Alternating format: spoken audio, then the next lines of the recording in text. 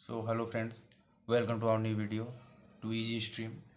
तो आज हम यूपी बोर्ड में जो क्लास 10, 12 और जो अदर्स हैं उनमें एक बेसिक सी चीज़ है कोशिका। आप सभी को पता है यूपी बोर्ड में अत्यधिक जो पूछा जाता है कोशिका।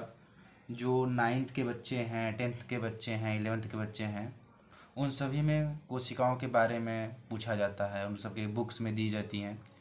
क्योंकि 9th और 10th में आपका एक ही बुक होता है साइंस का, विज्ञान का, जिसमें कि आपको बायोलॉजी, फिजिक्स, केमिस्ट्री मतलब जीव विज्ञान, भौतिक विज्ञान और रसायन विज्ञान तीनों दिए जाते हैं। तो हमारे पास आज एक बेसिक सा टॉपिक है कोशिका। तो हम यहाँ पे कोशिका और कोशिका विभाजन के बारे में पढ़ने जा रहे हैं। जो मेरे पास बुक है ये थोड़ी एडवांस और हाई लेवल की बुक है, जिसमें कि आपको अत्यधिक से अत्यधिक चीज़ें कोशिका के बारे में, उसके इतिहास के बारे में, उसके जो डिवीज़न होते हैं, विभाजन, उसके बारे में और सभी चीज़ों के बारे में इसमें बहुत अच्छे से जानकारी दी हुई है।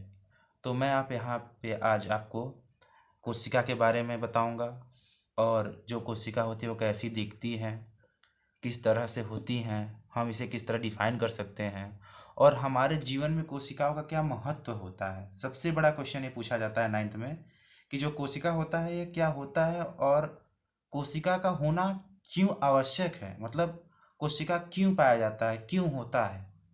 अभी बहुत से बच्चों को पता नहीं होगा कि जो कोशिका होता है इसका बेसिक्स, मतलब अगर हम स्टडी करना चाहें तो हम कैसे इसे शुरू करें, कहाँ से जानें इसे, कैसे अच्छे से इसको पढ़ सकें। तो उसी को देखते हुए हम यहाँ पे आज एक वीडियो बना रहे हैं। तो चलिए स्टार्ट करते हैं। तो हम यहाँ पे एक जानकारी पहले स्टार्ट करते हैं। कोशिका, कोशिका क्या होता है, कोशिका का अध्ययन सर्वप्रथम किसने किया था और कोशिका कहाँ कहाँ पाया जाता है। ठीक है, तो मैंने एक यहाँ पे नॉर्मल सी सादी कॉपी ले ली है। तो यहाँ पे हम पहला हेडिंग डालते हैं कोशिका।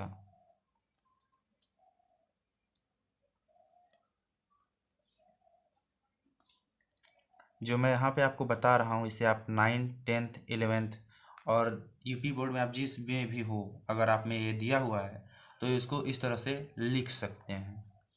ठीक है, तो यहाँ पे आपको हेडिंग डाल देना है कोशिका। तो कोशिका किसे कहते हैं पहले ये जान लेते हैं। ठीक है, तो सभी जीवों में, सभी जीवों में उनका उत्पत्ति जो हुआ है, जीवों की जो उत्पत्ति हुआ है वह एक छोटे से कण से हुआ है।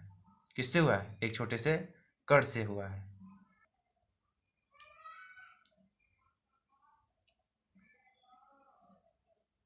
तो हम यहाँ पे बोल सकते हैं जीवों की, वो की संरचनात्मक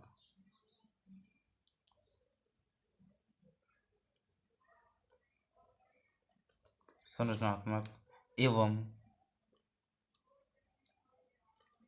क्रियात्मक क्रियात्मक इकाई को इकाई को कोशिका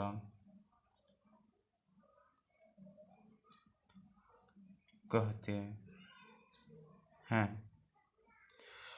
तो आप ये सोच रहे होंगे, बहुत से स्टूडेंट होते हैं, मतलब विद्यालयों में और सभी जगहों पर ऐसे लिखवा दिया जाता है कि जीवों की संरचनात्मक एवं क्रियात्मक इकाई को कोशिका कहते हैं। तो अब ये सभी बच्चों को पता ही नहीं होगा संरचनात्मक क्या होता है और क्रियात्मक क्या होता है। तो हम यहाँ पे आपको इसको अच्छे से डिफाइन कर देते हैं। संरचनात्मक मतलब जीवों में जिनसे मिलकर के जीवों की संरचना हुई है, मतलब जिससे जीवो बना हुआ है। ठीक है, और क्रियात्मक जीवधारियों में जो क्रिया करने के लिए जो ऑर्गन्स होते हैं, जिसे हम ऑर्गन्स बोलते हैं, मतलब अंग, उस अंग का निर्माण जिससे हुआ है यहाँ पे हम आपको बता दें कि Robert Robert Robert Hooke Robert Hooke 1665 ईस्वी में कोशिका की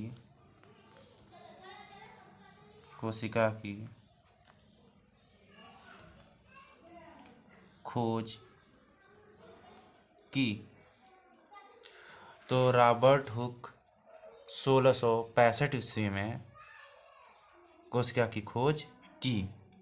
ठीक है, तो यहाँ पे एक क्वेश्चन और आता है कि रॉबर्ट हुक ने 1665 ईस्वी में कोशिका की खोज की और इसे कोशिका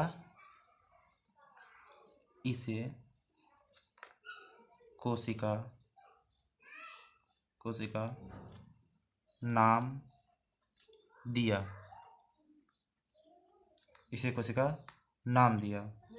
फिर उसके बाद है यहाँ पे ल्यूवेनहॉक ने जीवाणु तथा ईस्ट के प्रोटोजोआ तथा जीवाणु में जीवित कोशिका देखी। मतलब जो ल्यूवेनहॉक था, ठीक है, ल्यूवेनहॉक, क्योंकि रॉबर्ट हुक ने बता दिया था। उसके बाद क्या होता है, देखिए यहाँ पे एक क्वेश्चन आता है कि जब कोई वैज्ञानिक एक बार अगर कोई खोज कर देता है तो उसके बाद और जो वैज्ञानिक होते हैं उस पर रिसर्च करते हैं। क्या होता है, उस पर रिसर्च करते हैं कि जो उन्होंने बताया है वह सही है कि नहीं है, वो सही है कि नहीं है। अगर वह सही रहता है तब उसे जाके प्रतिपादित किया जाता है, उसे मान्यता दी जाती है, अन्यथा उसे मान्यता नहीं दी जाती है।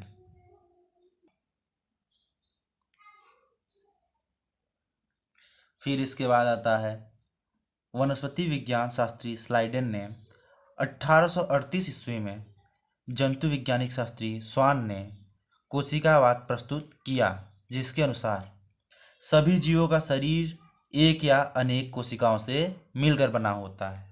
तो ये होता है कि जो हमारे टीचर्स जो लिखवाते हैं, जो बताते हैं, वहाँ पे बुक में लिखवाते हैं कि सभी जीवों का जो शरीर होता है एक या अनेक कोशिकाओं से मिलकर बना होता है। तो आपको पता है, कभी आपने सोचा है कि ये कोशिकाएं कहाँ होती हैं, कैसी दिखाई देती हैं, या फिर हम इसे कैसे देख सकते हैं? तो आइए हम इसी के बारे में आपसे बात करते हैं, इसे दिखाते हैं। तो नॉर्मली रूप से हम आपको बता सकते हैं कि हमारा जो भी स्किन है, मतलब मान लीजिए मेरा हैंड है, ठीक है, तो यहाँ पे जो आप इसको लेयर्स देख रहे हैं, जो स्किन देख रहे हैं, ध्यान से देखिए, जो स्किन्स हैं यहाँ पे आप देखेंगे छोटे छोटे दाने जैसे दिखाई दे रहे हैं। ठीक है, अगर हम इसको माइक्रोस्कोप में लेके देखेंगे, जो इलेक्ट्रॉन सूक्ष्मदर्शी या फिर मिनी माइक्रोस्कोप जो होता है, इसमें देखेंगे तो ये कुछ कोष्ठक जैसी संरचनाएं दिखाई देंगी। कैसी? कोष्ठक जैसी संरचनाएं। तो हम जान सकते हैं कि हमारी क्या है, सेल्स हैं। और एक बात और होता है, फैक्ट हम आपको बता दें कि कोशिकाएं जो होती हैं अपने आप को फिर से रीजनरेट कर लेती हैं, क्योंकि हमारे डेली लाइफ रूटीन में अत्यधिक से अत्यधिक कोशिकाएं मरती रहती हैं और अत्यधिक से अधिक कोशिकाएं नई बनती रहती हैं। ठीक है, क्योंकि कोशिकाओं का निर्माण होता भी रहता है और कोशिकाएं मरती भी रहती हैं। तो इसके बाद आता है अपना दूसरा पॉइंट, कोशिका जीवों की संरचनात्मक एवं क्रियात्मक इकाई होती है। तो इसको मैंने पहले ही बता चुका है कि संरचनात्मक मतलब संरचना में, क्रियात्मक मतलब कार्य या फिर उसमें किसी प्रकार का जो क्रिया होता है उसे क्रियात्मक बोलते हैं। ठीक है, उसके बाद होता है सभी कोशिकाएं पूर्ववर्ती जीवित कोशिकाओं से बनती हैं। मतलब जो नई कोशिकाएं बनती हैं, जो हमारी नई कोशिकाएं बनती हैं, वो अपनी पिछली जीवित कोशिकाओं से ही मिलकर बनती हैं। उनमें क्या होता है, उनमें विभाजन होता है। इसके बारे में हम आगे पढ़ेंगे। फिर इसके बाद आता है जो कोशिकाएं होती हैं उनमें वास्तविक केंद्र की उपस्थिति के आधार पर कोशिकाओं को दो प्रकार में बांटा जा सकता है, या फिर दो भागों में बांटा जा सकता है। कभी कभी लोग कंफ्यूज जाते हैं कि क्या कोशिका के भी प्रकार होते हैं, कोशिका के भी टाइप होते हैं? तो हाँ, यहाँ पे कोशिका के भी टाइप होते हैं। यहाँ पे कोशिकाएं जो होती हैं दो प्रकार की पाई जाती हैं। जो पहला प्रकार होता है इसका वो होता है प्रोकैरियोटिक और दूसरा जो होता है यूकैरियोटिक। तो यहाँ पे दो नए चीज आते हैं, प्रोकैरियोटिक और यूकैरियोटिक। तो सब पूछेंगे सर यहाँ प्रोकैरियोटिक और यूकैरियोटिक मतलब क्या है। मतलब कोशिका तो हमने जान गया कि मतलब कोशिकाएं जो होती हैं जीव में जो उनका निर्माण होता है, शरीर का जो निर्माण होता है वो कोशिका से होती है। लेकिन यहाँ पे प्रोकैरियोटिक और यूकैरियोटिक क्या है, तो हम आपको बता सकते हैं कि प्रोकैरियोटिक और यूकैरियोटिक का मतलब ये है कि जो जीव है वो सभी तो एक समान होंगे नहीं, क्योंकि जो जीव होते हैं एक दूसरे से हमेशा अलग अलग होते हैं। तो उनको अलग अलग जानने के लिए उनमें जो कोशिकाएं होती हैं वो अलग अलग तरह की हो सकती हैं, प्रोकैरियोटिक हो सकती हैं या फिर यूकैरियोटिक हो सकती हैं। तो आप उनके बारे में जो अलग तरीका है, जो उनमें अलग जो चीज़ें पाई जा रही हैं, उनको जानने के लिए आइए हम यहाँ पे प्रोकैरियोटिक और यूकैरियोटिक को अच्छे से पहले जान लेते हैं। तो यहाँ पे हमारा पहला होता है प्रोकैरियोटिक। क्या होता है? प्रोकैरियोटिक। तो प्रोकैरियोटिक जो कोशिकाएं होती हैं, ध्यान से देखिए, जो प्रोकैरियोटिक कोशिकाएं होती हैं उनमें केंद्रक कला नहीं पाई जाती हैं। केंद्रक कला नहीं पाई जाती हैं। इस प्रकार के केंद्रकीय पदार्थ कोशिका द्रव्य में बिखरे होते हैं। तो यहाँ पे देखिए केंद्रकीय कला जो होता है, जो केंद्रकीय पदार्थ होते हैं, मान लो डीएनए आरएनए कुछ भी हो सकता है, तो वहाँ पे सबसे बड़ी दिक्कत ये हो जाती है प्रोकैरियोटिक्स में कि इनमें केंद्रक कला नहीं पाया जाता है, इनमें केंद्रक कला का अभाव होता है, जिसके वजह से इनमें जो केंद्रकीय पदार्थ होते हैं वो कोशिका द्रव्य में बिखरे होते हैं। फिर उसके बाद होता है गुणसूत्र के स्थान पर हिस्टोन नामक प्रोटीन रहित डीएनए का भाग या फिर डीएनए के धागेनुमा संरचना पाई जाती है। ठीक है, डीएनए के धागेनुमा संरचना पाई जाती है। इनमें केंद्रकीय अंश को न्यूक्लियोटाइडों से या जीनोफोर से घेरते होते हैं या फिर इन्हें जीनोफोर कहते हैं। ठीक है, फिर इसमें होता है इनमें कोशिकाओं में पूर्ण रूप से विकसित कोशिकांग पाए जाते हैं। इनमें पूर्ण रूप से विकसित कोशिकांग पाए जाते हैं, जैसे माइटोकॉन्ड्रिया, लवक, गाल्जी काय, अंतःप्रद्रवी जालिका, और यह सबका क्या होता है? अभाव होता है। क्या होता है? इनमें अभाव होता है। इसके बाद होता है इनमें नीले हरे शैवाल, जीवाणु, माइक्रोप्लाज्मा आदि इसमें पाए जाते हैं। क्या पाए जाते हैं? माइक्रोप्लाज्मा, जीवाणु, नीले हरे शैवाल। ठीक है, तो इनमें क्या होता है? विकसित कोशिकांग नहीं पाई जाती हैं। और इनमें क्या होते हैं? जो मुख्यतः इनके उदाहरण है वो नीले हरे शैवाल, जीवाणु और माइकोप्लाज्मा। नीले हरे शैवाल को ब्लू ग्रीन एल्गी बोला जाता है। ठीक है, ब्लू ग्रीन एल्गी या फिर इन्हें साइनोबैक्टीरिया बोला जाता है। आपको एक नया पॉइंट बता दूं, नीले हरे शैवाल को साइनोबैक्टीरिया भी बोला जाता है। क्या बोला जाता है? साइनोबैक्टीरिया। फिर उसके बाद आते हैं हमारे यूकैरियोटिक कोशिका। तो इन कोशिकाओं में पूर्ण विकसित केंद्रक अर्थात केंद्रक कला व केंद्रिका युक्त तथा कोशिकांग पाए जाते हैं। मैंने अभी बताया उसमें क्या होते हैं, पूर्ण रूप से विकसित कोशिकांग नहीं पाए जाते हैं। तो उससे यह थोड़ा सा विपरीत होता है। इसमें क्या होता है? अंतर पाया जाता है। इनमें पूर्ण विकसित केंद्रक अर्थात केंद्रक कला व केंद्रिका युक्त कोशिकांग पाए जाते हैं। ठीक है, फिर उसके बाद आता है यूकैरियोटिक कोशिकाओं में गुणसूत्र डीएनए तथा हिस्टोन प्रोटीन बनी इकाइयों से न्यूक्लियोसोम पाई जाती है। इनमें कोशिका में गुणसूत्र में डीएनए, हिस्टोन प्रोटीन तथा न्यूक्लियोसोम पाई जाती है। जैसे इसमें ले सकते हैं आप अधिकांश शैवाल, उच्च पादप एवं जंतु कोशिकाएं। मतलब जंतु कोशिकाओं में कौन कौन से आ गए? हम आ गए, कोई जानवर आ गया, और यहाँ पे उच्च पादप में जो पेड़ पौधे हैं और जो वृक्ष हैं वो सब इसमें आ गए।